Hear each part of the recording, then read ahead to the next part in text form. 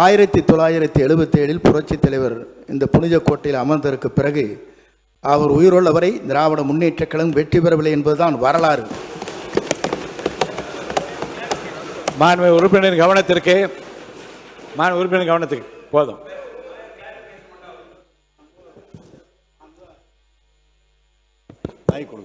மாண்புமிகு அமைச்சர் அவர்கள் அவர் இருக்கிற போதே 80 பாராளுமன்றத்தில் மகத்தான வெற்றி திராவிட முன்னேற்ற கழகம் பெற்றது.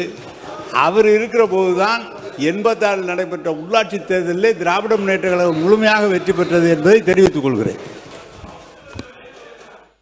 மாண்புமிகு பேரவைத் தலைவர் அவர்களே, மாண்புமிகு ஒரு அமைச்சர் அவர்கள் இங்கே குறிப்பிடுகிற போது முன்னாள் அமைச்சர் குறிப்பிடுகிற போது குறிப்பிட்டார்கள், 80 நீங்கள் நாடாளுமன்றத்துக்கு சென்றீர்கள், ஆட்சியை கலைத்தீர்கள். கலைத்ததற்கு பிறகு மீண்டும் அவர்தான் தமிழ்நாட்டின் நிரந்தர முதலமைச்சர் என்ற வரலாற்றை படைத்தவர் புரட்சித் தலைவர் எம்ஜிஆர்.